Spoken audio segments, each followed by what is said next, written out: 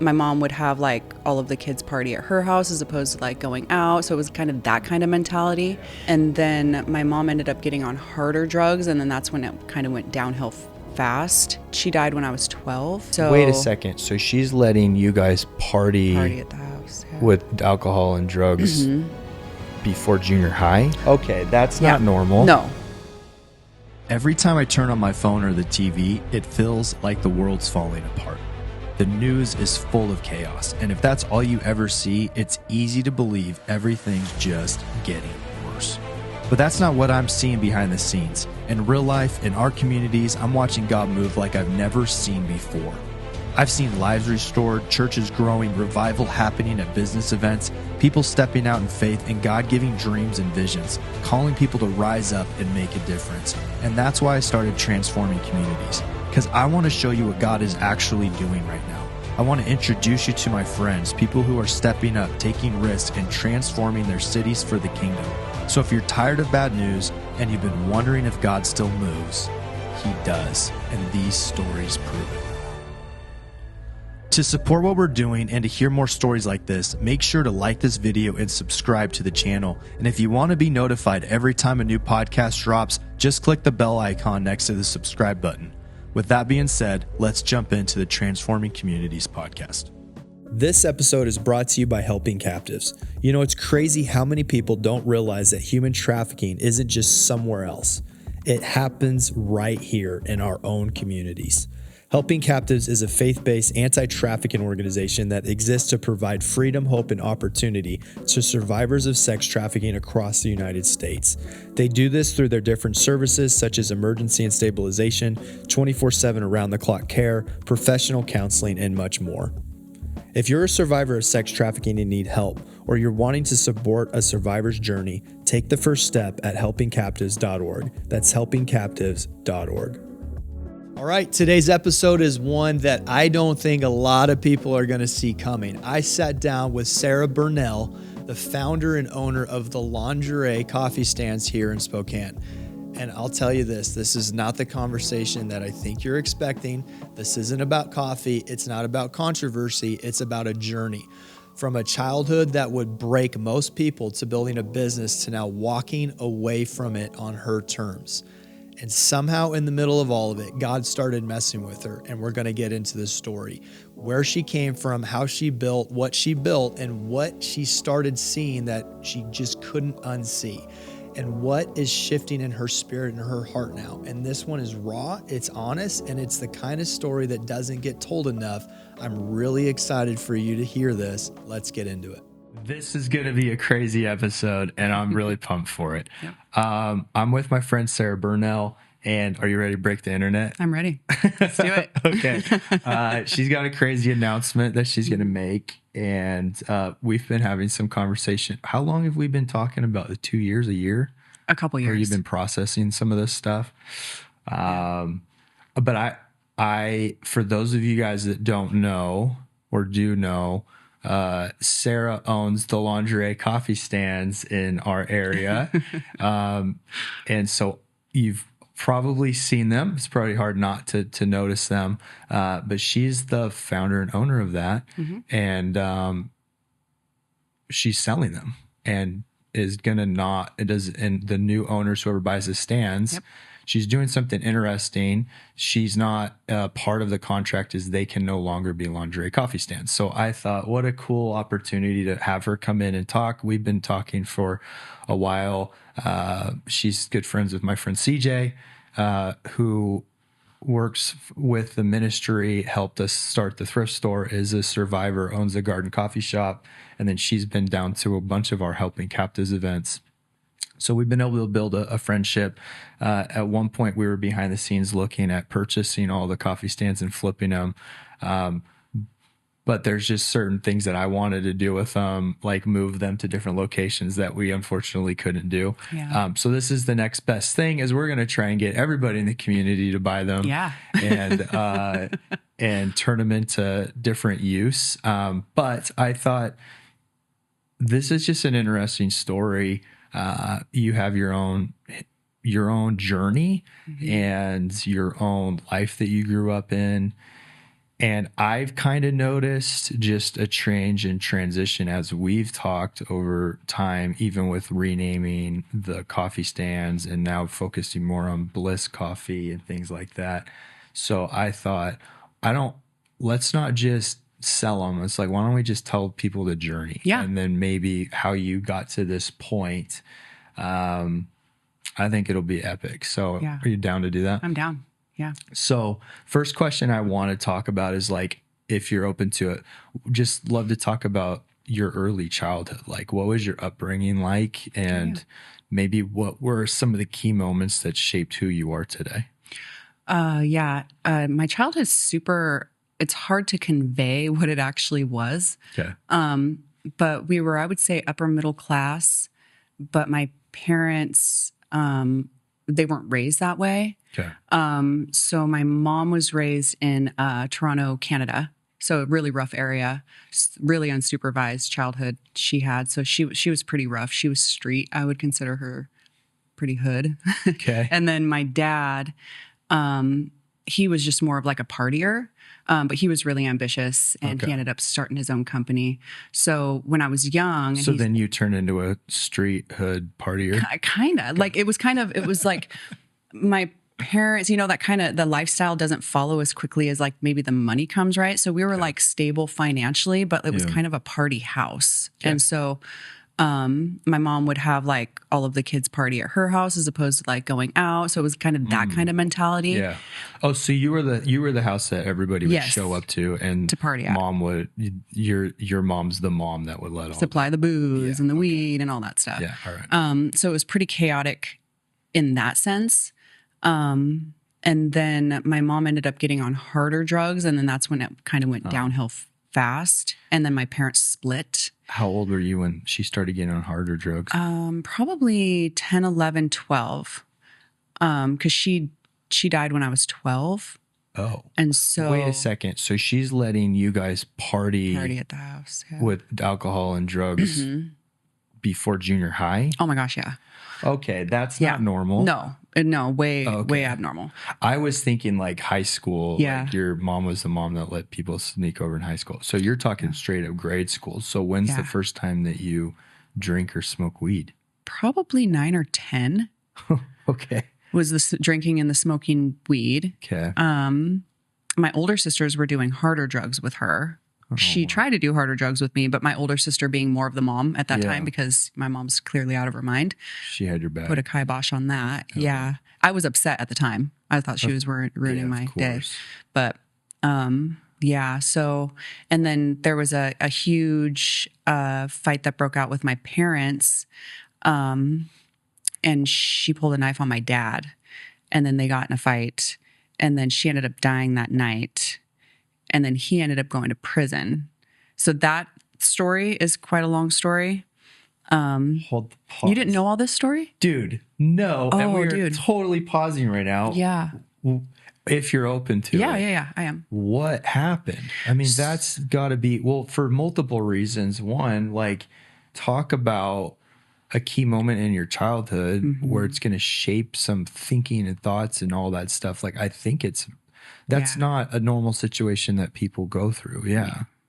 No. Yeah. So I thought you knew that. So that's actually part of like my big story, like when I wrote the book and stuff. Yeah. But I think I knew your mom passed away. I had no idea. Like, it was that crazy? Yeah. I didn't know that part. Yeah. So she was strung out on meth, and it was back when they first started cooking meth, it was really strong. Yeah. So she was like clearly losing her mind to the point like where my dad was like running around town saying, please quit selling drugs to my wife, Got it. And she just got more and more and more paranoid. Yeah. And she was already pretty violent. She was a very kind-hearted person, but she would fight a dude, no problem. That's also kind of hard to explain, these dichotomies, Yeah.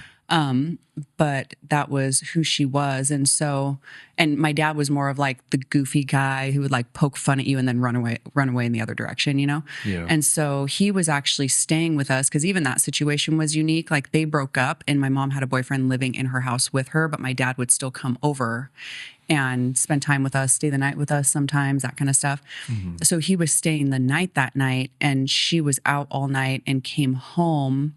she goes to the bathroom because she would take like NyQuil to try to sleep and stuff. Yeah. And so she was doing that whole thing in the bathroom. It's like 3 a.m. or something. And my dad dug around in her purse, found the meth, and confronted her with it. And she just lost her mind, ran downstairs, grabbed a butcher knife, ran back upstairs, and then started fighting with my dad. Now, the way that it all like played out and the fact that she died, meth was kind of like a new, I mean, it wasn't like noted, you know how like there's the superhuman strength that we all know that meth can do to you and that kind of stuff. It wasn't really known back then. Okay. And so my dad went to trial. He got convicted, I think, of manslaughter. And then, So somehow in the scuffle, she died. she died. Yeah. Okay. And then, I don't believe he should have gone to prison for that. But ultimately he did end up doing 5 years over it. Okay. But there was a 5-year span in between. So it's like she died 5 years later. My dad goes to prison for 5 years. Because it takes 5 years just to finally get through the court system and all that stuff. Yeah. Yeah. Crazy. Okay. Yeah, it was a pretty wild story. But after that, like right after my mom died, I just started running away. Sure. Because we were it was like we were staying in different places. We all ultimately ended up being back with my dad. But by then, I mean, I was already in the mindset where I was running away when my mom was alive already. I was skipping school, running away, like doing that kind of stuff, stealing cars. And then after she died, it just kind of like, I didn't have any reason not to do that. So that was the direction I went. So between like 12 and 20, well, I got out of prison at 24 for the last time, and then kind of used for like a year. So technically from about 12 to 25. you from 12 to 20, are you using? Mm-hmm. Okay. Yeah, meth, pretty hardcore. Yeah. Okay. And so then I'm going to take my wallet out. For some reason, I got the world's biggest wallet. Yeah, that is a ginormous wallet. It's all the receipts. My admin's on my case about it. So, so you're using through that time, is that part of what led you to prison? Yeah, I would. I mean, yeah. I mean, I mostly had like property crimes. All the things that come with meth. Yeah. And I would do things in like what they called a crime spree. Okay. So I clearly was like, I was always losing my mind to some degree, but it was like I would just pop off and then just commit a whole bunch of crimes, and that actually helped me with my sentencing. I didn't get as much time because of it. So. Oh, really? Yeah, you did crime spree is a thing. Sprees of time and not. Yeah, I'm not trying to give any advice, but yeah, if you do, if you do all your crime, did they note that? So there's something to that. Like maybe you're not in your right mind at the moment or something. You go off on a crime spree. Okay. Yeah. So how many times did you go to? So then, if you get locked up, is it for the theft and it's for that type of stuff? Okay. Mm-hmm. How many times did you go? Twice. Okay. And so then what happens at 24? So in between the 2 prison sentences, because I was only out for like 11 months, I think. Okay. My house got raided, and so I got spooked, and I'm like, I'm going to clean up my act. I'm going to get, everything together, and then hopefully they won't send me. Yeah. So I got sober. I got a job at a coffee stand. My little sister got me a job at this goofy little coffee stand, and this man shows up one day asking questions about it. Mm-hmm. And I was like, as politely as I could, telling him anything I knew, but I didn't really know much, but he thought that I was kind.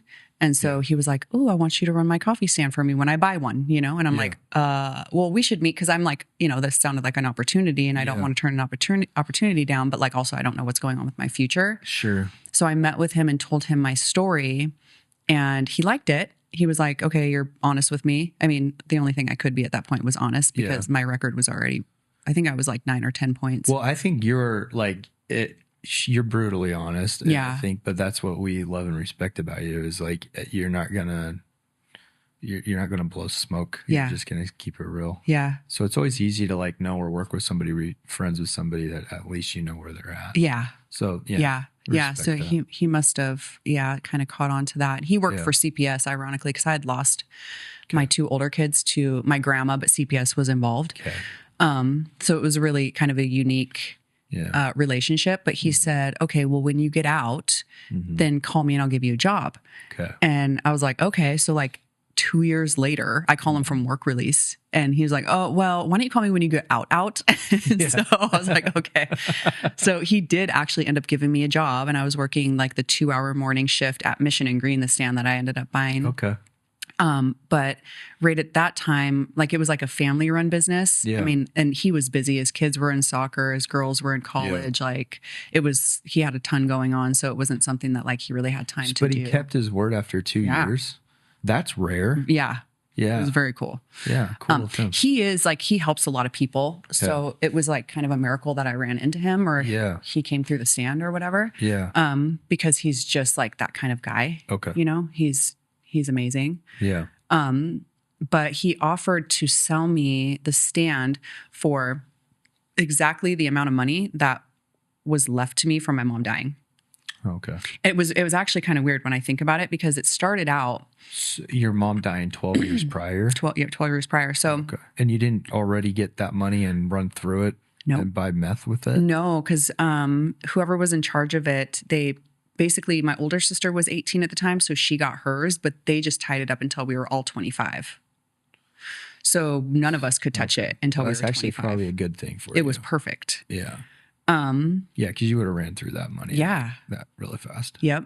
Yeah. So I didn't even have the money yet because I was 24. And so when I got this opportunity, I begged my dad to loan me that money. Yeah. Because it was like only like 9 months away or something before I was going to get it. And honestly, I mean, he didn't have me sign anything, like signing that over, nothing like that. He was just like, okay. And I mean, after my past, that was also kind of a miracle. Yeah. So that's how I started my first one. Okay. And that was back in 2007. So the coffee industry was not like oversaturated like it is now. Even in a good location, yeah, like Mission and Green, you just still didn't do that much volume. I mean, there were some in really, really prime locations that. Oh, you're saying it's better to be in coffee now than it even was with the then? saturation, I would say, yeah. Oh, wow. Mm-hmm. Okay. Mm-hmm. Oh, interesting. Mm-hmm. It is interesting, right? Yeah. If you do some deep dives into like coffee stands per capita and that kind of stuff, for our population, we're still not fully at full capacity with coffee stands. Okay. I mean, I guess you just travel. I travel more now. And so I notice that but maybe it's just the Pacific Northwest. We love coffee, you know? And then if you go down south, it's like you might hit a Dunkin' Donuts or something. Like it's rough. Yeah. So, it would work. The model would work elsewhere. Yeah. I think people are going to come up against supply issues. Okay. You know? Yeah. So you get in, that's interesting. So you get into the coffee business. Where do you get the idea to turn them into a lingerie coffee stand? So actually there was another chick in Spokane who did it and she got news coverage. And I was like, ding, ding, ding. Yeah. I know her. Yeah. And I was like, they just gave her boyfriend Everett. Yeah. Yeah. Everett was cool. Yeah. I haven't seen him in years and years. He lives in California now. Oh, does he? Yeah. We started going to, he went, I was working at the gym. Quick story, and then we'll get into that. So I like Everett. Here's how I found out that lingerie coffee stands exist. 2000, 12, 13, 14. Yeah. Yeah. Back when I was probably 12, 2012.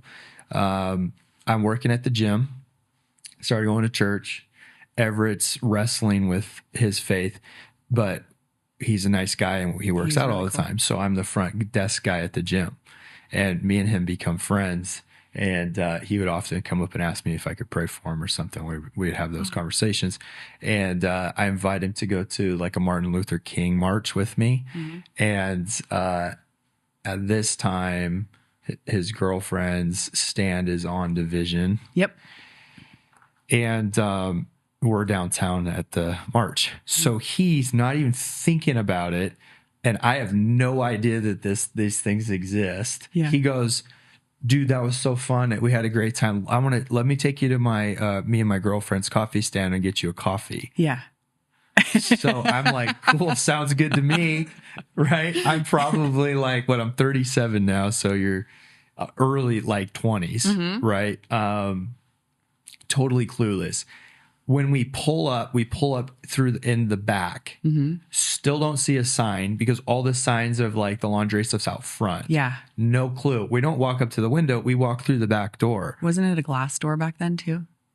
No, I'm talking like the stand, the back door of the stand. Yeah. So I still have no idea what I'm walking into. Yeah. And I walk into the stand and there's two topless women. And I'm like with pasties and I'm sitting here like borderline in shock. Yeah. But also like my head in my mind, I'm just like, look them in the eyes, look them in the eyes, look them in the eyes. Right. So I just have a conversation with them and look them in the eyes. And then we drive off and she calls Everett and asks if I would take her on a date because she's never had anybody like just talk to her and look her in the eyes like that. Oh, wow. So that really impacted me. Yeah. And then over time, became close, good buddies with Everett. And then we got into financial services and he's going to church and changed his life around. And now he lives in California, is trying to be an actor. Shut up. Yeah, I would love to connect with him again, actually. Yeah. That's funny. So very funny. Yeah. So it's weird how weirdly connected. Yeah. God even had me in the whole. Yeah. For you to actually be like, walk up in there. That's very as close as you can get to. Well, physically, yes.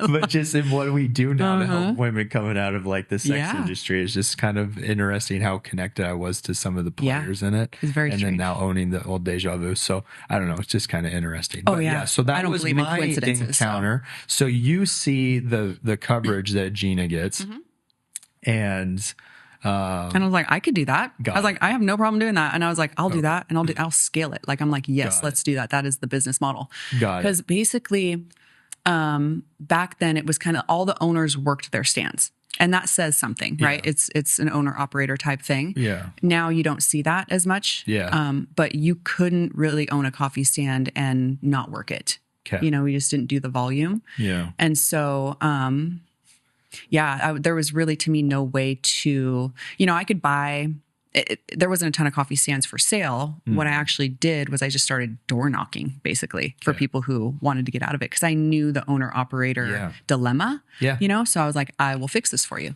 Yeah. And so I looked at that as kind of like my stepping stool. Like I wasn't not going to do regular coffee stands. Yeah. I just saw kind of an opportunity to turn ones that would never, we're talking like $200 a day. Some of these things would be doing with the owners working in them and stuff. Yeah. So I'm like, I could turn those ones in those specific locations. Cause what I did was. Yeah. Cause they might be like just selling traditional coffee. You're selling more than just coffee. So people will drive out of their way or go into a coffee stand that they might normally not. Yep. So you're looking at it just from a business standpoint. Yeah. Purely business standpoint. Yeah.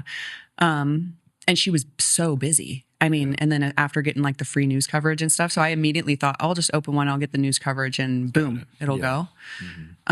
So I basically just did that. I followed that template. I had to write a business plan to get my first one, which kind of clued me into like traffic counts and different things. Okay. And so that gave me the ability to, I think, appropriately choose which ones would be regular versus which ones I would need to kind of flip into the lingerie model. Okay. Because you weren't just only doing the lingerie model, you were also doing regular stands. Yeah. So I had my first one was regular. Okay. I saw that opportunity and I'm like, I'm going to do that. So then I bought 2, 3, 4 were lingerie stands. 5 was regular. And I kind of lost count. After that, it was mostly regular versus lingerie after that. Because anything that I could turn into a regular stand, I would definitely do. Okay, why would you want to turn them into a regular coffee stand? Why wouldn't you want to just keep expanding the lingerie ones? Well, the regular ones, they actually make more money. So they do more volume, more gross volume. Everything is like kind of depends on which stand we're at. You're talking, Oh, okay, interesting. But you're looking at a niche. So the girls base. might get tipped more at the other ones, they make but more. The business itself goes through more revenue. Yeah. My slowest blissful nets less than my busiest black sheep, for example. Yeah. But like overall, like I would just rather be in the regular coffee game. Okay. Because everybody could potentially be your customer then. you know? Yeah. Yeah. You're not gonna roll up and wonder if your wife's driving by and sees you getting coffee. Or what's going to be on your debit card receipt or Okay. Yeah. There's no shame in going through Blissful. Got it. Like when guys are like, I would go through, but I would do, I would go on like the wrong side of the, you know what I mean? Like pull in the opposite side. And I'm like, maybe you just shouldn't if you feel like that. You know what I mean? Like, that's okay. Whatever. I'm not here to judge. You're like, I'm here to get your money. So I'm curious to know the thought process behind it in your head at that age. So you weren't thinking at all like,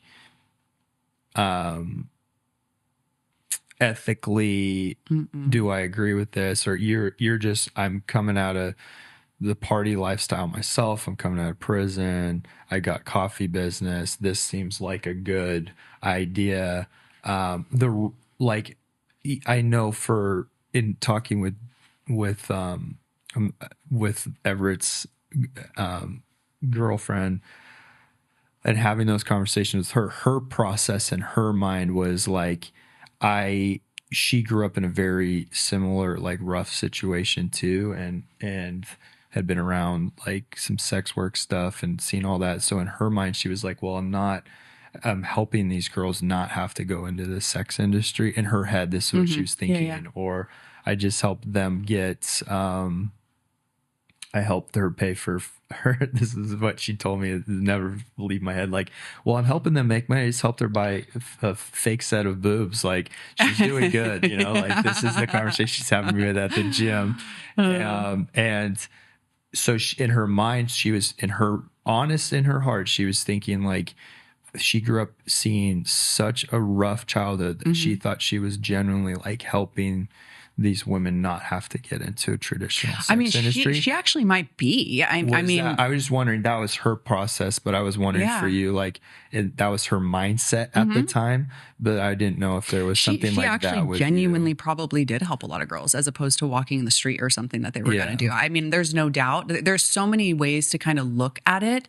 Like it's going to happen anyways. Here, let me make it. I mean, I even have that view with like legalizing. I mean, if like that's where she was at. She had never seen anything else. That's all she'd seen. So then in her mind, she goes, if this is just how men are going to treat women, like I'm going to figure out a different alternative. Like that was kind of her thought process. So I didn't know like if that was part of your process when you were like, oh, I'm just going to dive in, let's do it. Or is it more just going, mine was like a little different. Let's do money. Like I can make a lot of money off this. I was like, this is innocent. I don't find there's no problem with it. I'm going to do, I did not, it was very surface level. So like with all my drug use, and this is actually shocking. Yeah.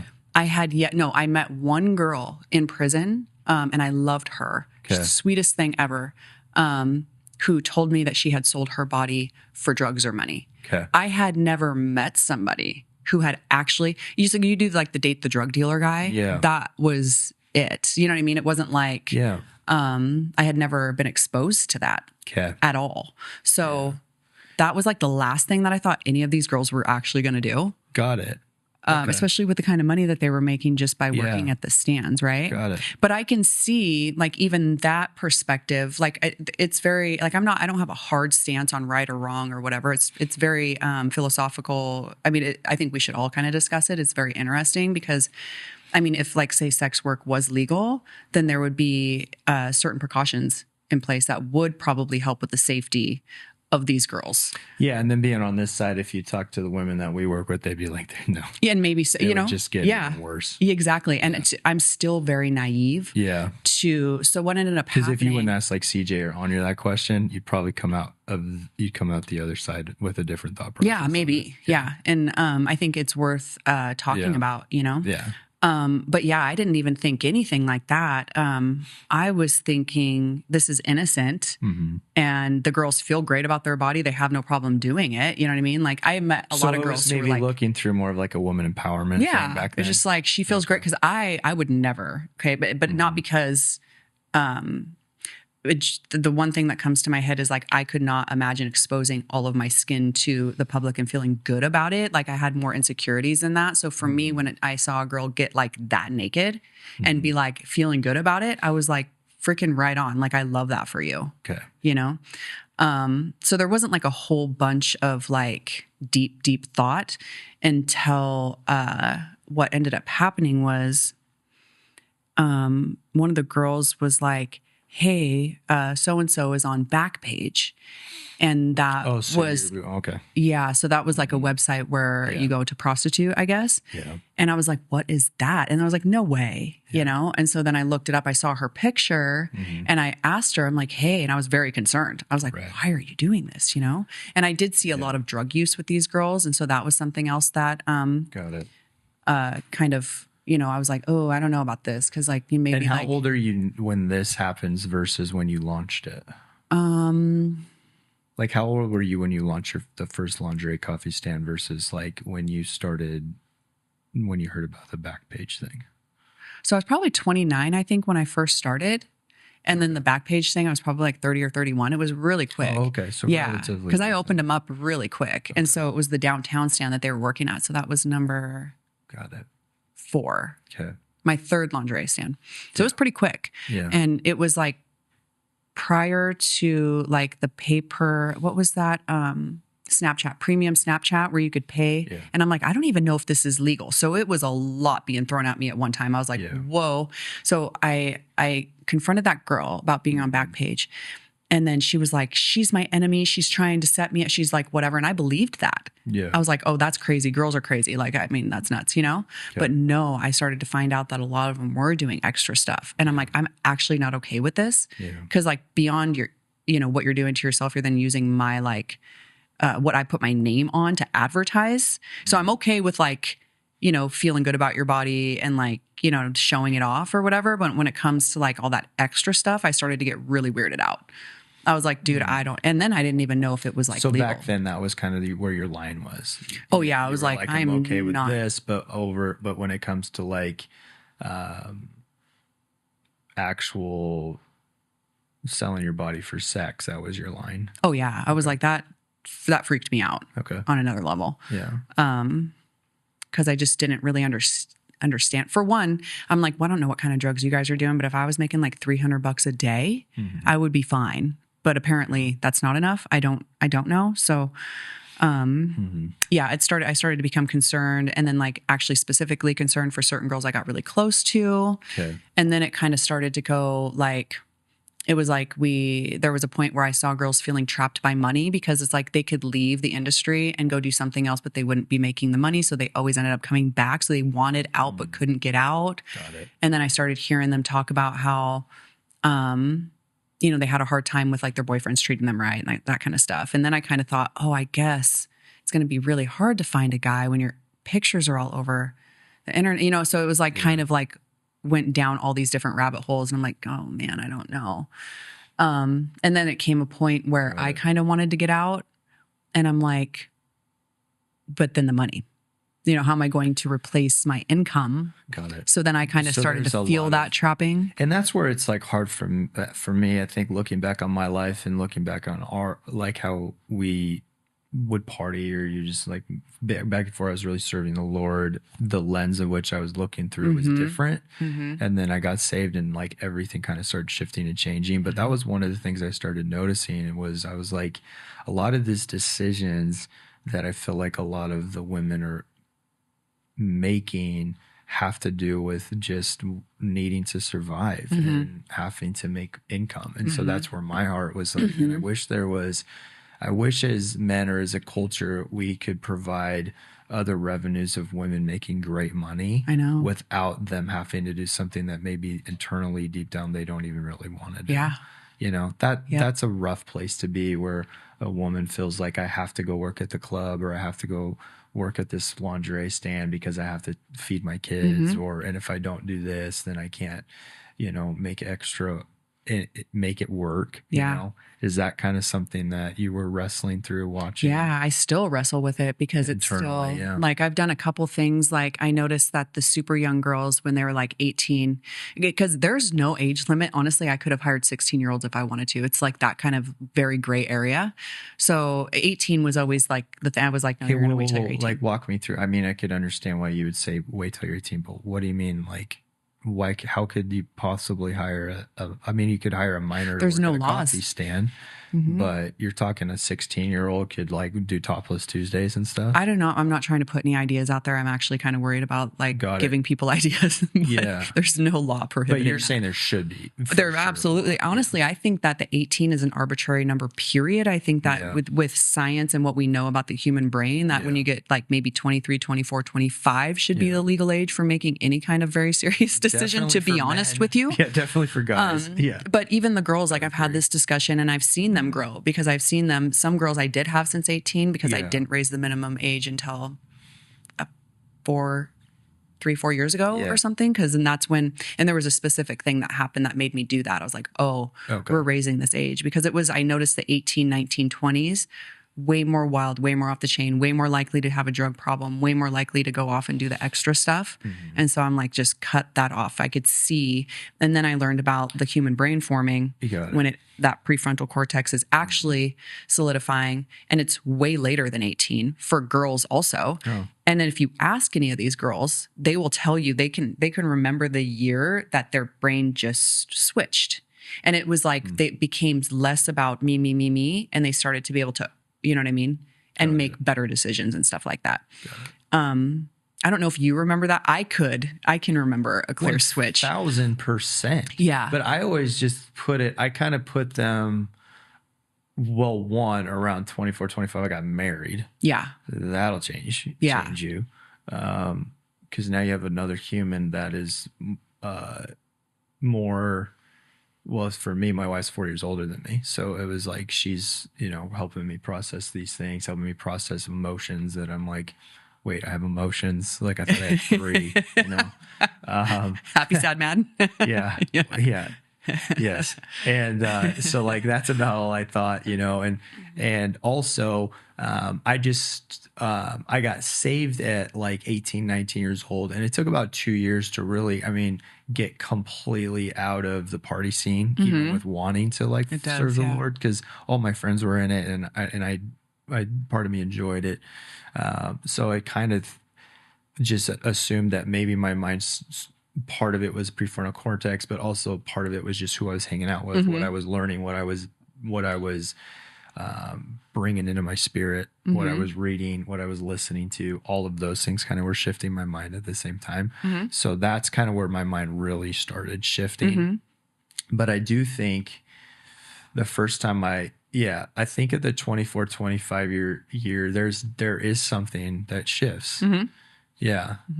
Yeah, it definitely is. And because I work with the ages of like 20 to 30, it's very, very significant. So you're talking. You see a lot of women that would come in earlier, and by the time they're getting older, they're like, oh, I don't necessarily want to do this anymore. I want to go a different I career had girls choice. come in at like 18, and by 19, they were like, I've made a big mistake.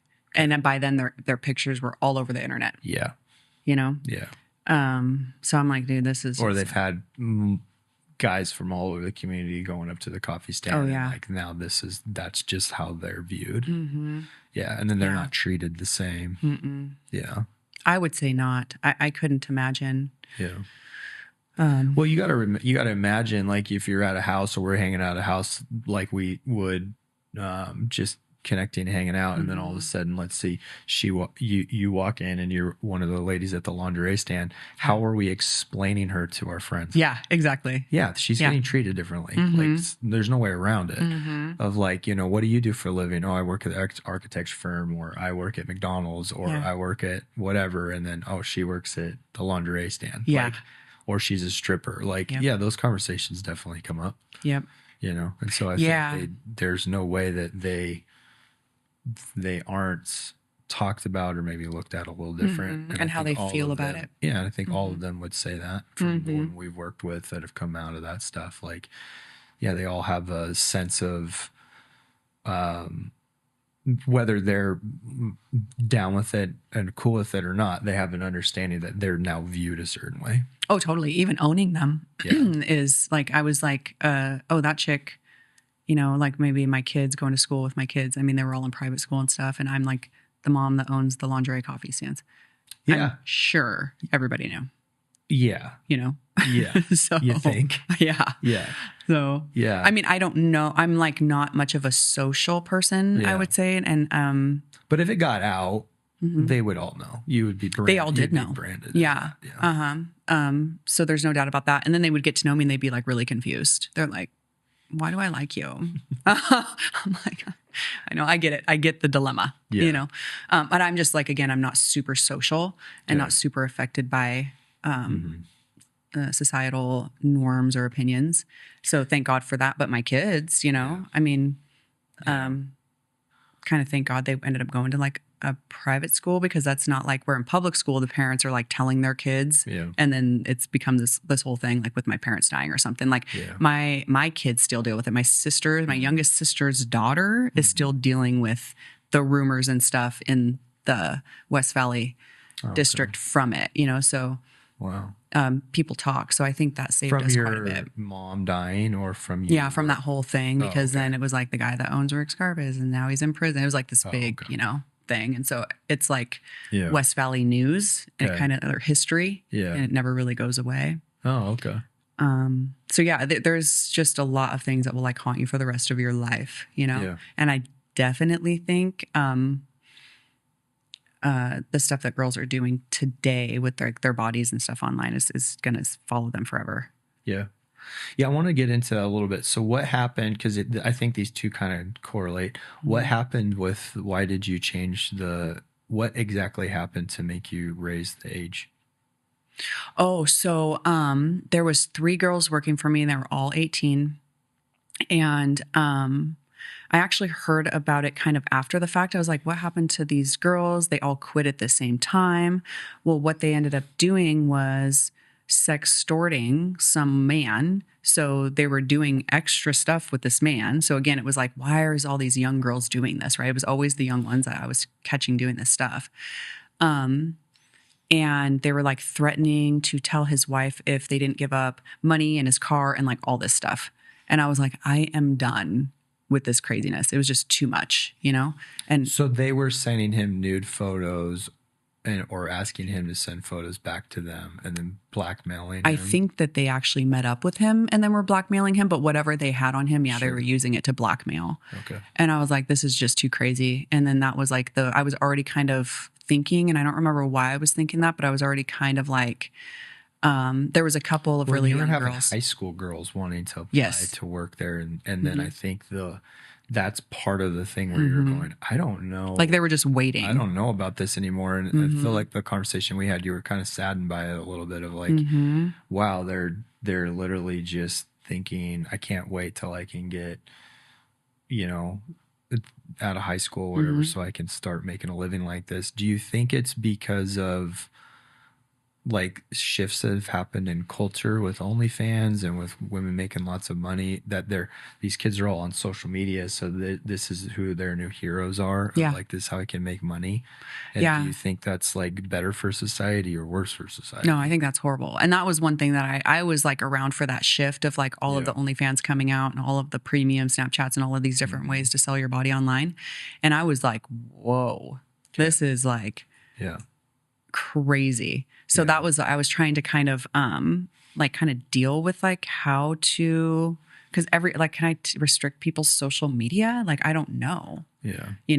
But I can make like certain things, like you can't have that if you work here. You can't be doing that while you work here or something like that. So I would just kind of use that.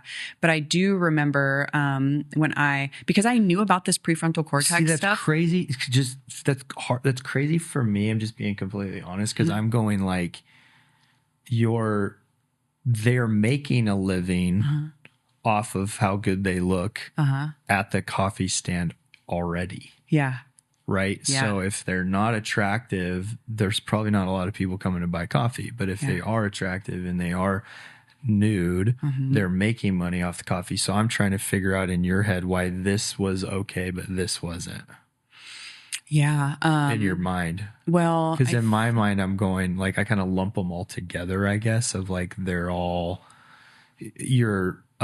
could be easier to get groomed or easier to have a target. So like if somebody is wanting to buy an escort or wanting to invite a girl to get into sex trafficking or whatever, they're usually going to go on to like the OnlyFans. They're going to go on to social media. They're going to go try and find the women that are like already not wearing a lot of clothes because they're one step closer to being open to it. Yeah. So then I would imagine the girls, even at the lingerie stand, get asked all sorts of crazy stuff and approached by people all the time to do things. Sometimes, you know what I mean? Sometimes, yeah. But that's another layer of knowledge that I didn't really have Back then. Yeah. So Got it. I wouldn't be thinking. So you're just thinking back then I wasn't thinking like that. No, Okay. because I'm thinking like there's a big difference between like taking a picture in like your bikini basically with like to like advertise something versus like you know what I mean? There was even kind of a difference between like Hustler and Playboy.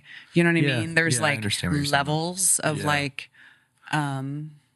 so you're thinking these are bikini stands. Mm-hmm. This is advertising. It's like pure bottle girls versus sex work. Yeah, and that was my vision for it. That was your mindset. Yeah. Okay. Mm-hmm. I definitely that would trip me out to ever exchange money for sex on a level that it makes it unbelievable that people do that to me.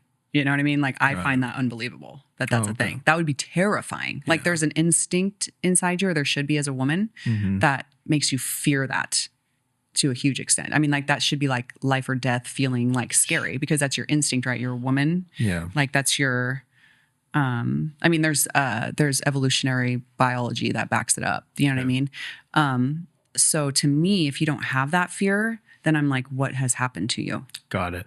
You know? Yeah. So that's a different mind. Like I've never been, I've never been sexually assaulted, never been through sexual abuse. I didn't see that. Praise the Lord. Because if your history and your past and your partying, it's actually a miracle. A miracle. Yeah, it is. Because I think 1 out of 3 girls is sexually abused by the time they're 18 now. Yeah. It's actually a small miracle. You are setting yourself up to be one of those. Even the way that my mom ran my house, like I'm surprised that we weren't molested or something when we were younger, but no, it never was something. So I was never really loose with that either. I felt very protective about that. And so like from where I was just as a personal, like inside versus like what I saw other girls have the capability to do, then I started to get really concerned. I'm like, okay, this is like, then now I see the correlation. Wasn't even a thought process, and then you got into it, and then all of a sudden your eyes kind of got a little bit. No, I would think that you'd have to warm up to even be in the model girl in your bathing suit, right? I would feel like that would take quite a lot. So to go that far, even with the drug use, I was just like, you could sell drugs. I don't know why you got to sell your body. Like there's so many other options, but some didn't have like. That was broken inside them. And then that's when I kind of started to correlate like, holy crap, maybe I am actually inviting a certain kind of person that's already broken. That is like, has already been told from a young age their only value in life is their body. Yes. And then this is like the stepping stone to the next. Yeah. Now the girls are quite different. When did you start having that thought process? Because I noticed like you even changed the name from Devil's Brew to Black Sheep. There was a story behind that too. You were meeting with CJ and coming to Helping Captive stuff because CJ mentioned that you even felt. I was curious to know, why did you do that? Yeah, so that was a whole thing. So I was feeling it before then, but I've been through my own stuff. So I knew about like the prefrontal cortex stuff and forgot about it. Yeah. And then it was like either like I read something or something and I was like, oh yeah. So then I was like thinking, dude, that's when I got really hot on the arbitrary number of 18. I actually have no idea. And I don't think anybody else could tell me where 18 came as the magic number that makes you an adult. I actually think that's sick and I want to fight against that. I think that that's wrong. I think you're not even close. I have no idea where they came up with that number, but I think they just started kind of like, if you look back in history, they've inched the age up higher because I think they realized that like 12, 13, 16 years old when you had like full consent to like do all these things was like actually child abuse. But that's a whole different thing. But with that, that name change, I think it was during COVID. And I was watching, do you remember when that, and I don't remember if he was like a rapper or a basketball player or something, but he put blood in the tennis shoes that he was, whoever. So there was a bunch of that going on. And so I watched a video where it pointed out all of this satanic stuff. Ritual stuff. That is not, Yeah. I used to study, like I was kind of obsessed with the occult back in the day, like Yeah. not like I liked it, but like Yeah. I was like tripped out by it. I was like, this is Yeah. crazy. And so I did a lot of research in it, and that is not what I'm okay with. Like then I wasn't a person of faith necessarily, but I am not on board with that. And I knew that for sure. And so I like panicked and I was like, oh no, I'm supporting this. I'm like, in a huge way by even the The name. name of Devil's Brew. The name of Devil's Brew. Got it.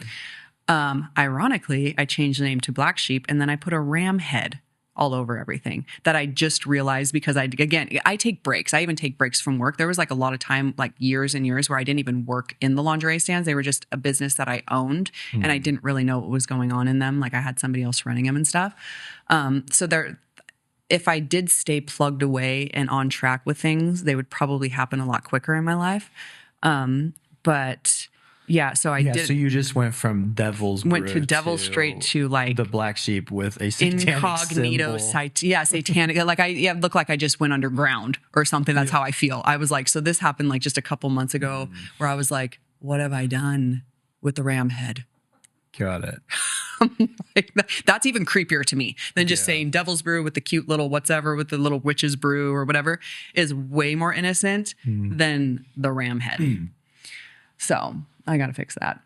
But I'm just like, dude, I can't win. I can't win with these things. Okay. Probably not, because Probably honestly, not. I mean, probably the whole thing of, because you got to ask yourself, why are you doing this? Yes. And if you're doing this because of money, that's where the Bible says the love of money is the beginning of all evil. Yeah. It's not that money is evil. Money is a tool. You can use it for good or evil. But if it's the love of money is the root of all evil, Yeah. that's the true reality. And if it's like the reason I'm doing this is because I know in my heart it's wrong or I need to change, but I can't let it go because of the money. Yeah. That's your first red flag. Yeah. Yeah, it was. Okay. Yeah. So, so that would be something that the devil would probably be involved in. So even subconsciously, it's probably like, yeah, I want to brand this. Yeah. And you're an internal, what I think is funny to watch is your internal faith journey and your internal struggles are out for the public to see. I'm pretty open. In a sense, because we're watching your journey publicly in front of all of our eyes. Yeah. Of like where you were at in your 20s to where you're at in your late 20s of just thinking, woman empowerment, let's go, to now going, oh, I've learned a lot more about this stuff. And I'm now starting to even feel a little bit like convicted or feeling like an older sister and going, I don't know if I want to, invite these girls that are hurting to like get more exploited. Yeah. And there's that wasn't a thought process in your 20s. Let's just be real. No. And like when you look at like, I think like the technocrats, right? So all these people running all of these technology companies and their kids don't have iPads and don't have tech, and they're like doing different things than the rest of us are doing. It's kind of the same with me. Like I would not, if my daughter was like, I'm going to go work at Black Sheep, Mom, I'd be like, I'm tying you in the basement. That's not going to happen. Got it. Like, I'm not going to let you do that. You know what I mean? Yeah. And that's so, an interesting way to put it. Like the technocrats are like, no, you're going to have, and we're going to have one iPad and it's in the living room and there's cameras on it. Yes. Yeah. Because we can see where this leads. Yeah. Now I've seen, and I would just not let you do that to your life. You know what I mean? This episode is brought to you by our friends at Be Bold for Jesus. If you've ever felt the urge to live out your faith more boldly, to step up and make an impact in your workplace, your church, or your community, this conference is for you. The Be Bold for Jesus conference is coming back to Spokane, Washington. It's a weekend packed with worship, encouragement, and practical tools to help you live out your faith confidently. You'll hear from incredible speakers who are living examples of what it means to be bold for Christ. Tickets are on sale now at beboldforjesus.org. That's beboldforjesus.org. Grab your tickets today and let's be bold together. What are some things that you've seen that like make you think that you've seen? Because a lot of people haven't been in your situation. They might have thought a similar way, but you've been in it. So the girl sextorting that guy, conversations we've had of like now all of a sudden the girls are getting their own OnlyFans and guys are coming up and trying to get them to get on OnlyFans, and then girls being obviously asked probably to like get their numbers to come back to the hotels or all sorts of stuff that I would imagine would happen. What are some things that you saw that you would go, this is why I wouldn't want my daughter to work there? It's mostly the regret of the girls that they either regret it fully or they want to not do it anymore, but don't know what else to do, or they can't find a good guy. I'm not saying none of my girls did. There's a lot, like the girls I have now, they don't use drugs. Like they don't, the places are like super cleaned up, which hits the money. So you make less money when you apply more rules to any of the stuff. Other thing I was going to say. The more rules that you hit, you're probably affecting your bottom line. The thing that creeped me out the worst was how hard we were hit when I raised the minimum age to 21. I'm like, that creeps me out, dude. Oh, really? Yeah. Like less people were coming. Oh, the guys, I don't want to say the guys, like a lot of guys are really into that young, Yeah, and I know you're not trying to make like a and you can't tell the difference between a 13-year-old person, but you can make some generalizations. It's fine. Oh, for sure. Yeah. I would say that like, can you tell the difference between a 16-year-old and an 18-year-old dude? Like what? I can't. You can't. I'm really. just being real. Like No. I go to speak at a college now sometimes, and I feel awkward. Yes. Because I'm going. Are you adults or are you children? Yeah. And but I can't even wrap my head around being attracted to a girl that I'm like, what are we going to talk about? Mm-hmm. Like, I don't even know what we could commute. Like, I don't even know what we would talk about if I was dating an 18-year-old. Yeah. Or the youth students that I had are in their 30s now. Yeah. And to me, they're still my youth kids. So it's like, really, to me, I can't really tell the difference between like 16 and 18. Actually, that reminds me of a couple other things. There's been girls that had their teachers, high school teachers, come in and wouldn't stop coming in even after they asked them to please, this makes me uncomfortable. Their dad's friends, neighbors, people they know, very uncomfortable. Yeah. Spokane's pretty small. Yeah. So, and then you just never wipe those things off the internet, and then everybody knows what your body looks like. That's crazy to me. Yeah. Everybody, you know what I mean? Yeah. But that a lot of my own personal opinions are kind of up in that, with why I wouldn't want like my daughter or something to work there. Yeah. What are those? That's a lot of them. Okay. But I want them to be respected and known for like who they are. Yeah. Because I was going to tell you that. I was going to say there's about you specifically, like you have that entrepreneur spirit, you have that hustle mentality, but you're a good communicator. You could be successful at anything you do. And I saw that in a lot of these young girls. And I was like, and I was going to say, even with some of those women, we've talked and we've got women that are on our staff that have come out of all sorts of different areas of sex industry. But there is something to be said where it does take some form of an act of bravery to get up and strip or to take your clothes off. You kind of want to celebrate it. You're like, good for you. I'm going like, listen, even if Jesus himself came to me and said, Caleb, this is totally ethically okay for you to take your clothes off and to go make money, I couldn't do it. I'd be too intimidated. So we will like the ladies, if you're brave enough to do that, even when you feel a bit of conviction, like if you're brave enough to do that to take care of your kids, you can do anything. Yeah. You can make it, you can be successful at anything, but they don't, a lot of times they don't believe that, or they've just been told this is their only value. And I think that's deep down like what I want to change. It's not so much of judging people on how they get to where they get. We all have a history. We all have a past. We all have different things that happen in our life. I don't want to judge how people end up and where they're at. We want to love people and help them walk through it, but they're still right and they're still wrong. And I think the older you get, you don't want to see the next generation come through and get the same PTSD and the same trauma and the same stuff that maybe we picked up. And so that's what I'm getting when I'm talking to you, is kind of like this heart shift and change of like, there's another generation coming up, and it's not the same as like when I was in my 20s. These were more my peers and we're like, hurrah, let's go party. Now you're like, oh, these feel like my kids are like these young ones. And I'm going, I don't feel the same way about it anymore. Is that part of it? That, and just like the change in society already. I mean, the men versus women stuff that you see over the internet, I feel like it kind of feeds into that. You know, it's like the guys are like, see, I told you all girls are, you know, and then girls are like, see, I told you all guys are, you know, and it's just not, I mean, it's not an accurate depiction of like what I've experienced in my life. And it's hard to know, like, growing up, how these kids are going to look at things, but I can already see that like there's already a looseness. And I hear that there's a generation coming up that's a little bit more conservative. It seems like the Gen Zs are the ones coming up. They're really we're noticing they're wanting to go to church.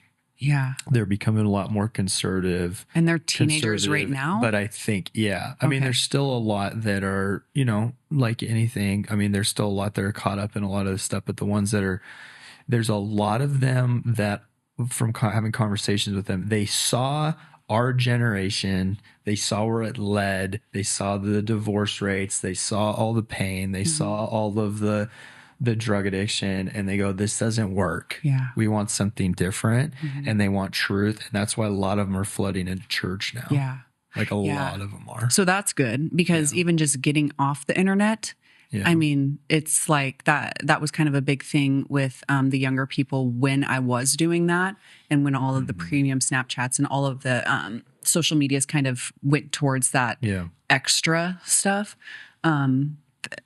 That's a little bit of a different, it's not like a different, it's just stuff changes so fast now, you know? And so it's almost like that's what they see on the internet. Then they're like, oh, I want to do that thing. You know, like all the girls want to be the hot chick on the internet, you know? And it's like, dudes, that's really going to mess up your life. They're not thinking. Yeah. Like or that is the goal now. Yeah. Of like followers and that's how you're judged by society. I feel like, I don't know for you, but for me, I think once I hit junior high, there's definitely part of it that like you, especially going into high school, you do kind of get judged as a guy based on your body count.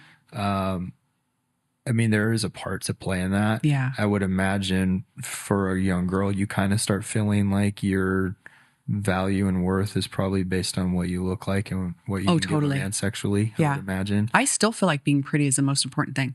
Got it. Like that's what it's your deeply value ingrained. is. Yeah. Like, I'm like, if you're not pretty now, then I guess your life's over. Got it. I mean, I don't feel like that about other people, but you know what I mean? It's like a deeply ingrained thing. It's deeply ingrained. Yeah. So then if you feel like that and I'm like, how much more do you think these young girls that are coming up with the filters, with Instagram and the filters and the fake life that everyone just shows only the highlights, how much more do you feel like they have that ingrained in them? I don't know. I would say, aren't suicide rates up? I mean, it's really bad. I couldn't imagine. Yeah. And the rift between, I mean, so basically like the girls over sexualizing themselves, which you can argue who's sexualizing who or whatever, but initially, I mean, that's what's happening. And then the men and their beliefs, it's just a further. Yeah, because as a young guy, like you're almost kind of ingrained, especially now.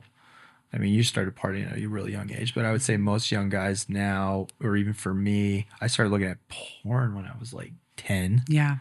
Or 11. I don't even remember anymore, but it was in that age group of like somewhere around 4th grade, probably. Yeah, so young. So that does something to your brain, and it starts to get you to look at women as objects and not as humans. Yep. And if you have an entire generation of young guys that are now looking at women as objects instead of, and then girls objectifying themselves, and now they're doing it themselves. Yeah. You end up having chaos, or you end up having people selling people. Yeah. And then that's what we end up dealing with. Yeah. You know? That's crazy. Yeah. Like, so that's way crazy. But then you start looking at it through that lens and you go, okay, well, if somebody is wanting to go find somebody that may potentially be willing to sell themselves or would be willing to go get an OnlyFans or would be willing to, they're going to go look for the women that are already have that mentality, thought through that process, like, you know, are more open to that. So I think that's why when we've talked like some of the people, I'm not all of them, I don't want to generalize all of them, but some of the women have ended up getting approached or ending up going and getting into sex Or- industry or getting on OnlyFans to make extra money through the coffee stands, because those guys that are coming in to groom them, they're already one step closer Yeah. to the end result they want. They're already open to getting paid to have their clothes off. Yeah. I had a realization, and I don't remember when this was, and it may have been talking to CJ, but that I wouldn't even know. So I don't remember what it was that clued me into like, it's happening right under our nose. You don't know like who's being sex trafficked. You wouldn't know, right? Because they're kind of groomed into this. I wouldn't know if one of my girls was a sex trafficking victim. How would I know? That is being That would break your heart, huh? a dude. Yeah. So, you know, however it works, whether the guy's like, hey, go get a job here, and then this is going to do this, like, you know, I didn't know it was like that Prevalent. covert. Yeah. Yeah. And prevalent. Yeah. Yeah. So When did you meet CJ, and how has that relationship impacted your life? I met CJ how many years ago? Do you remember? Yeah, it was a long time ago. It was before. Oh, really? Put CJ in prison. Y'all met in prison. CJ. Well, so she was, I think, like, You can't work at Helping Captains if you don't have a pass yeah, or you haven't been to prison, tattoos or, yeah. or sleeves. So I think I was talking to her. Maybe Taryn connected us because she was going to open a stand, and like, she had this idea of where she wanted people who had been whatever to work there and that kind of stuff. Yeah. And I was like, oh, dude, that's awesome. You want to open a coffee stand? And I was like, but to combine those two things, I was like, I don't know about that part, but like, you know, whatever. And so I remember just being like, oh, dude, I don't know about like mixing that. But she ended up figuring out a way to do it. Yeah. You know, and I thought that was really amazing. But yeah, I met her years before. She was just talking about it. She had done the boutique with us, and the idea was after women graduate, we want to be able to have job skills training for them and other careers that we could help them through. And CJ's an entrepreneur, and so I think in her mind it was like, okay, well, the thrift store or the boutique's been planted, thrift store's thriving. Let's move. I want to go have my own thing. I want to be able to do coffee and food and still somehow connect it. Yeah. Yeah. And that's when she started talking with you. Yep. So when was that? I'm like, I'm so bad with timing. Oh, I can't even think. I mean, she said 10 years ago. It could have been.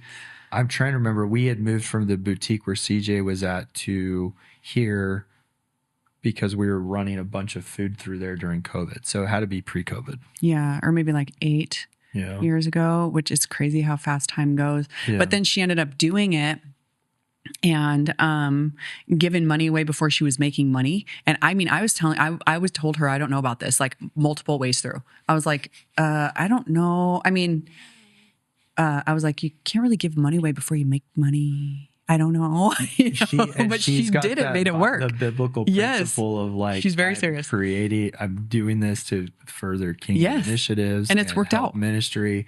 And I feel like the more she's given, the more God's blessed her. It's crazy. Yeah. It's really crazy. And then you're on the other side where I'm like, I don't have faith like that. I'm like, I got a little bit of to faith. even shut down something I know I need to shut down because there's a freaking goat's head on the front of the plate. Now the thing just looks at me in the face. I'm like, oh my God. Yeah. Okay. See, there you go. There's an example, CJ, of walking your faith out. And it does impact people. Nobody calls me out on the goat head. I had to call myself out on the goat head. Everybody's like, well, I don't know. I don't Sarah. even look because I am like...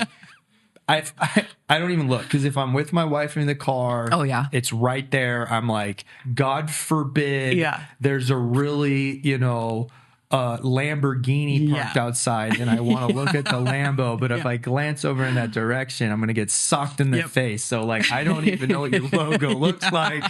It's off limits, dude. Like, we don't even glance that direction. Yeah, it's so funny. Yeah. So. And then we just stayed connected, and then we've gone to church a few times. I call her every time I go through some kind of weird spiritual event. Yeah. Girl. I'm like, what do I do? They're putting blood in tennis shoes now. This is weird. So and because she's now in Florida and then she's coming back. She's here for a few months. But what churches have you been to? Just the Sun City. Yeah. And then what's the other one that she goes to? One. Okay. And then we do stuff up at I go with Taryn and Casey to, what is the church up there up north? Family of Faith. We've been there. Oh, you go to Danny Green's church? No. We started out there. Got it. We Yeah. go down there sometimes. Yeah. Yeah. Okay. I just tag it along makes sense. sometimes. Prison, felon, Danny Green's church. Yeah. That's where we start. Yeah, yeah. I love Danny. And I don't like groups, so you won't catch me at church very often. I don't like huge groups of people like that. Yeah. But But you've gone with her, and then so how is her? I guess so. One of the ways that being around CJ has impacted your life has it given you the faith to maybe try and step out and not do like watching her, God bless her business, and then even when it doesn't make sense that she's giving, has that impacted you to the point of going, maybe I could shut down some of these and trust God? maybe it does give me. So, well, there's a couple things that have happened because I'm like, when somebody says like, "Oh, have faith," and I'm like, "Well, have God send me a P&L, okay?" And I will look at the numbers. I'm just so analytical like that. I do think I've seen prayer work. I've seen, and I'm not like a like when it comes to faith, I would say I'm like low on. So with your journey with the Lord right now, but would you say you're agnostic, or you say you do believe in there's a God? Oh, I definitely believe in there's a God. Okay. There's just, Did you always believe that though? yes, I've always been really spiritual. Okay. I've been like, so I'm open to people's beliefs. Okay. When you start getting in the weeds of all the details of like this person's right, this versus this person's so wrong. for most people, this is where we would start. We first start with like, I don't know if God's real. Then we land on, okay, I believe there's a God. Oh, yeah. But then the next step would be, I believe Jesus is the Son of God. And then the next step would be, I believe the Bible's the Word of God. You're still going through. Oh, you're at the. I'm in the second one. I believe in God. Yeah. And now you're at the. I'm working through and believing if Jesus is the Son of God and He's the way, the truth, and the life. That's where you're at. Yeah, like I believe, like obviously, like Jesus was real. Yeah. And I think He's a great, amazing man. I start to get like caught up in like, well, if you don't say these specific words, and like this great person is not going to go to like some special place. You know what I mean? Like it's like those little details. Yeah. Where I'm just like, I can't like be like stamp of approval on like. That's where you're at right now. In your spiritual journey. Mm-hmm. Okay. Because that's what. Yeah. So that makes sense to me. But I think that's even interesting. But I definitely don't think we should be doing satanic ritual and occult crap. Yeah, I think that's sick. Okay. Yeah. So, Yeah, because I feel like you're in that perspective now of going, was Jesus a good person? Was he Lord? But it's like liar, lunatic, or Lord is kind of what you're wrestling through, because Jesus like, I is wouldn't either even going to be. I don't think he's bad at all. No, I understand that. Yeah. But I'm saying here's kind of where you're at is like what I would, if we were talking, I'd go, this would be the three you're wrestling through right now, is like Jesus says, I'm the way, the truth, and the life. No one gets to the Father but through me. And so either he was a liar. Oh, yeah.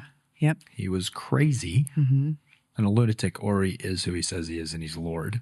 So like you kind of land on one of those three things of like, do I believe he was a good person, but he was a lunatic, or was he a liar, or is he actually who he says he is? Yeah. And so that's kind of where you're at right now. Yeah, I would say so, because it's kind of like you can get to the semantics, right? It's like he said he did this for this reason. Who are we to say he's a liar? Yeah. You know what I mean? Yeah. So it's like, then technically I do believe those words. Okay. So then what does that mean? So then you go, I don't believe he's a liar, but then if he says he's this, yeah, I guess I could believe he's a lunatic. Maybe you. That's what I'm saying. Yeah. So it's one of those three. So we'll work through that. Yeah. The next time you see her, she'll be baptized with the Holy Spirit. Let's go. But it's interesting to watch the progression. Yeah. and to see, okay, no, I'm believing in God. I'm open to Jesus now. I'm open to having these conversations and processing that. Yeah.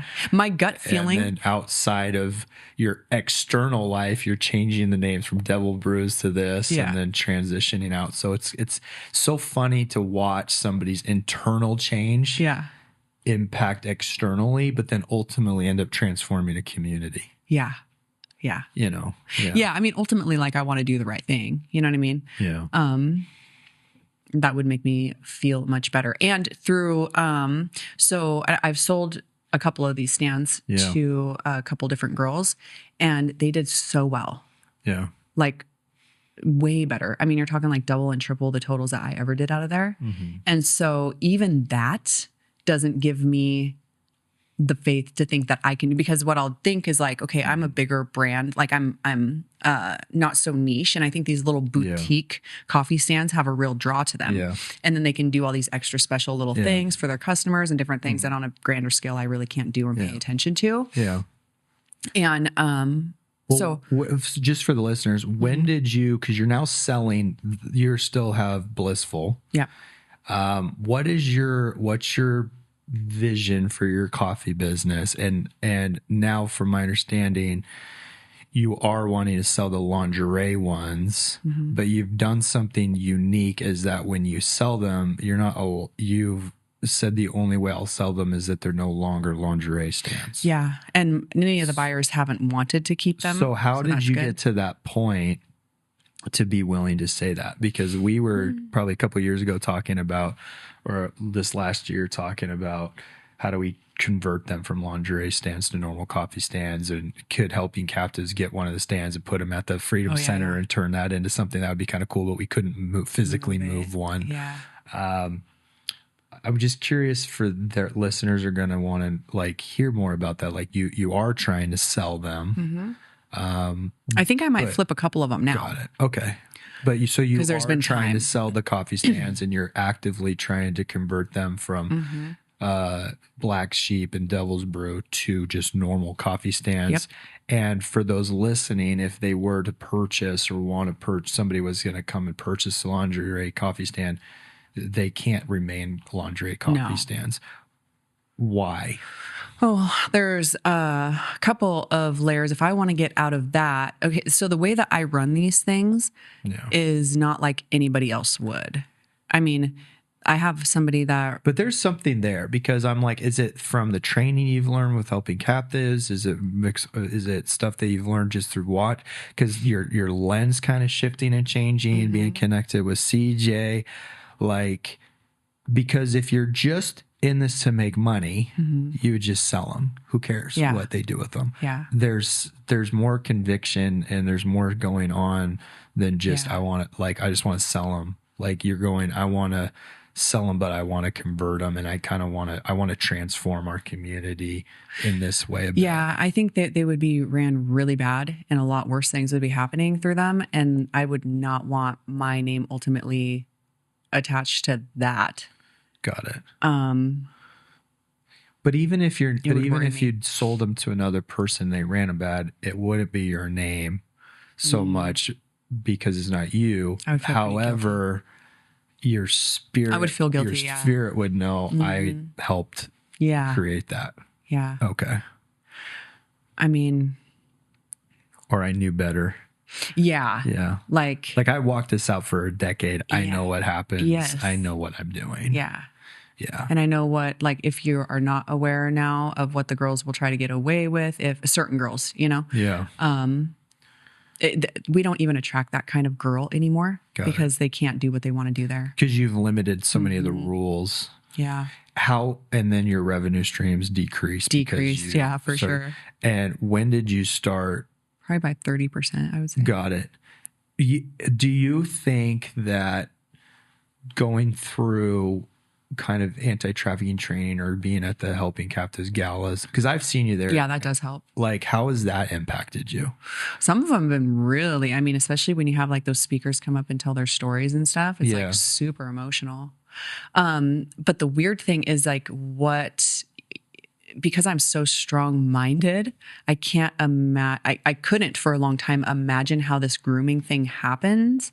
And then once it's like laid out and explained and all that, and then you're like, oh my God, that's how it's like, it could be happening right under your nose and you wouldn't even know it, Yeah. you know? Yeah. And so it's like that brainwashing. And then I'm like, I'm part of this brainwashing, you know what I mean? Even just being like, oh, it's okay to do this. And then, you know, it's kind of like the gateway stuff to crazier stuff. When did you start having that process? And then because it's taken, it sounds like years of you kind of beginning the journey of thinking through this and processing through this, and then finally saying, like, what was the final decision for you to go, okay, I'm going to sell them? Well, it's interesting because even in the beginning, before I started this, I had to make a decision that I wasn't going to make this a problem in my marriage. Like, this wasn't going to be a big problem because I was married and had a kid with that guy.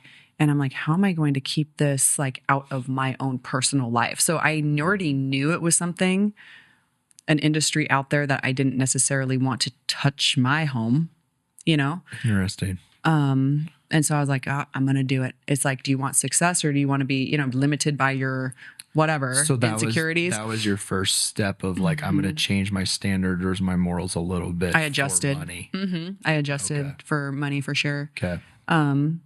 And then because like I wouldn't want my husband to be like a regular, right? I wouldn't want, and so I'm like, I'm going to put, how am I going to tell my husband he can't ever come to my place of business? No. Like, so I had to like, you know, release a whole bunch of stuff. Yeah. And then, so it was pretty in the forefront of my mind, but then I got really loosened up. Then it was like, we were hanging out with the girls. We were like, we were roughly kind of like the same age in the beginning, you know? And then that trickled out really fast, probably like a year or something where I was like, okay, this is not the vibe. Yeah. And then it was like the premium Snapchat and all those goofy things started coming out. And then it was like, wow, these girls that I actually like, they're,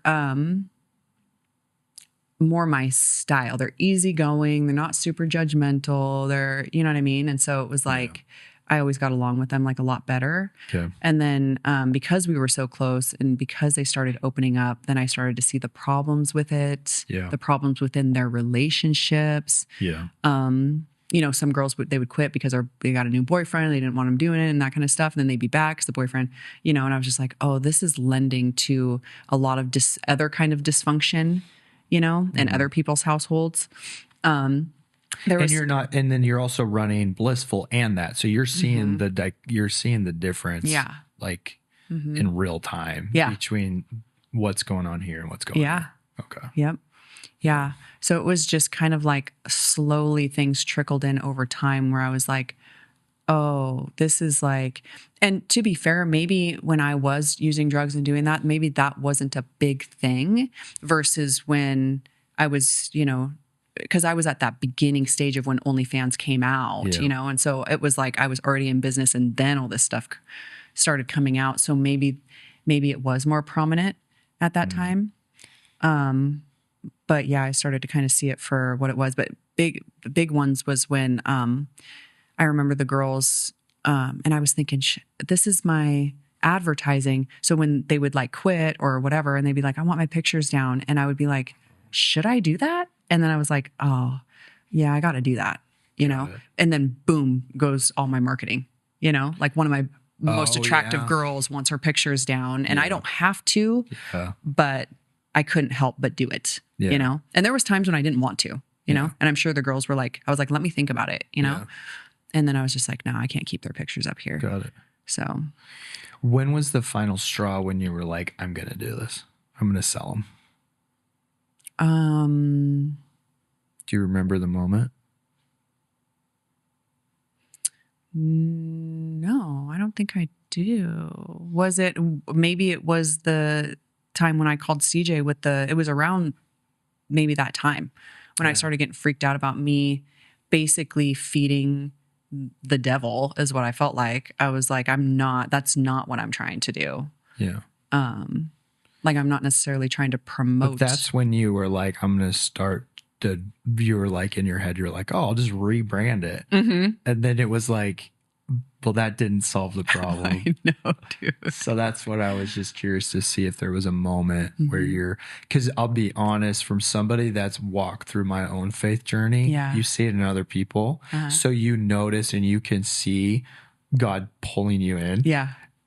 I can see just over the years of conversation of like where you were to where you're at to Yeah. where you're open to. Yeah. And then ultimately there's one name that demons and Satan's scared of. Yeah. And it's only one name. Oh, and if I feel that, I will use that name. So I don't Right. know what that says. So if your spirit is Yeah. like Jesus, Yeah. it's Jesus tugging on your heart and Yeah. something internally and you knowing Yeah. I was created to have a relationship with him. Yeah. You're right there. I know the one thing that's like, I'm so intellectual that anything that is going to ultimately be like, you have to rely on faith to do this is going to be a struggle for me. Oh, I got you on that though, because if a lot of those intellectual relationships, I've built some with those. Those Yeah. are called the guys that are studying apologetics. Yeah. I've got a couple friends that are just highly intellectual of like Lee Strobel, A Case for Christ. Those are the things that you're probably going to want to listen Yeah. to. I got you. I got some people on YouTube that you can be like, Yeah. how do we know the Bible's really true? How do we know it hasn't been changed? How do we know like Jesus really died and rose from the dead, like historical proof? Like if that's more what you're wrestling with, Yeah. I got you. Yeah. Yeah. Yeah. I can get you. Yeah, because I at can the end get of the you like, that stuff. any conversation I have, ultimately, like they become stumped and they're saying that's when you got to have faith, and I'm like, that's where. Oh, we'll talk. I Yeah. got you because I've been wrestling through this stuff for so long, and there's some guys out there that got saved. Lee Strobel's one of the guys that I've been talking to through Connect. Funny story, like he was an atheist. And then his wife got saved. And that's the worst thing that could possibly happen. Right? When you're like having a party lifestyle, then your wife gets saved and goes, I'm going to go to church. And so he actually started becoming a journalist to disprove her faith. Oh, funny. And then came ended to up it. coming to the reality of Yeah. like, there's so much overwhelming, like, Yeah. There's a lot of proof really smart people that I've heard say that. he became a Christian. Yeah. So those are that's the knowing that and talking with you, that's the journey Yeah. we would walk down Yeah. to help you like answer some of those questions. But ultimately, I think your mind and some of the questions you might be trying to answer will get answered because your spirit's already crying out, like it's already close to that, and you're like, if I'm in a bad situation or I'm struggling or I need to pray, I'm already going there. Yeah. You know what I mean? Yep. So Or if I feel a demon's presence like I have before, yeah. and I say the funniest stuff I'm not going to repeat on this podcast, but I definitely use Jesus's name. I'm like, I might be a psycho right now, but Yeah. I know that they say. Yeah, that's awesome. I love it. No, I'm excited about it. Thanks for being honest with me and just sharing your journey with all of us. I think it's great. We're going to just continue having these conversations, but I would love to see how many of these do you still need to sell? So I'm trying to sell one at a time. Okay. I have, but what I need to do is I have somebody to buy one. So I've sold one. There's 6. Sold one. There's 6 lingerie stands. 6 that lingerie you're selling. stands. You sold one. I sold one. I probably could sell. I'm trying to sell them now one by one, because it just became too much. Like I don't know what to do. They're so They're they're so movement. unique and they're so uniquely placed. Yeah. You know, like they're Yeah. not horrible locations because No. you picked like Most of them are really good. decent Yeah. one, I guess, ones that you're because of the business brain that you have. Mm-hmm. But they're very unique. So I could see why your strategy would just be like, I want to sell one of them at a time. But if one somebody at a wanted time. to come in and buy 2 or 3 at a time, I'm sure you'd be open to it. Yeah, I'd be open to it. Now I'm pretty sure I want to just sell the other 2 that I have in my head and then just start flipping the other ones myself. Into Blissfuls. Yeah, maybe another brand. I'm not sure. Let's talk through before you start. Yeah, putting more I symbols know. out. I know. Before you pick your gosh. Yeah. Pagans. Yeah, Like, I know. Dude. coffee I need to go stand. through all the symbolism ever. Let's not do that. So you're in the process of doing that and then selling a couple of them. And there, some of them are grandfathered in. Like I would say that to somebody that's maybe looking to buy one of the coffee stands. They are grandfathered in. So if you go and build a brand new stand, there's a lot of rules and different things that you have to have in order to build a brand new stand. Yours are already grandfathered in. Yeah. Right. So that would be an asset to somebody that's wanting to just kind of get going and get one. Oh, yeah, totally. I think that to even get into the coffee industry is very expensive now. Yeah. I mean, yeah. I think that you could build a building. And this was like secondary information from somebody that just bought one. Yeah. Or just built one. She built her actual building for like $300,000. That's not including any of the dirt work or anything like that. Okay. So you're talking like $400,000 or $500,000 just to have a, Dude, I have the up to code building. I have the craziest idea. We'll talk about it Yeah. after here. Okay. I have the craziest idea for one of the flips. Yeah. Yeah. Okay. We'll talk after. I think it would be epic. Yeah. Yeah. Okay. Well, that's great. How can people find you? They can email me at blissfulblends@outlook.com. Okay. Or any of the socials. You could message and the message would get back to me. Yeah, I don't know like how maybe there's a husband and wife team out there, a guy that wants to buy a coffee stand. I don't think his wife's going to want him to go onto the socials to contact you. Yeah. Oh, but the blissful ones. Yeah. Okay. Yeah. So Blissful Blends on Instagram. Blissful Blends. Yeah. Okay. Yeah, because she owns Blissful Blends and the other Black stand. Sheep, So Blissful Blends is how you can contact her and she'll reach out to you. Awesome. Yeah. Well, thanks for coming on. Thank you. This was fun to kind of walk this out with you and see where we land, but it would be pretty cool to see. Yeah. And excited to see your journey of where you're at, where you're heading. And thanks for sticking with me. I got some people that you need to listen to. Okay. So yeah, I'm down. All right. Sounds good. Thanks, Caleb. See ya. Okay. Thanks for tuning into today's episode. If you enjoyed the conversation, I want you to make sure to like and share and subscribe so you don't miss what's coming next. We're grateful for every listener. Your support helps us keep sharing stories of faith, hope, and real transformation. And if this episode encouraged or challenged you, consider sharing it with someone who might need to hear it. If you'd like to support victims of sex trafficking and be part of the fight for freedom, visit helpingcaptives.org to learn more. Thanks for watching, and we'll see you next time.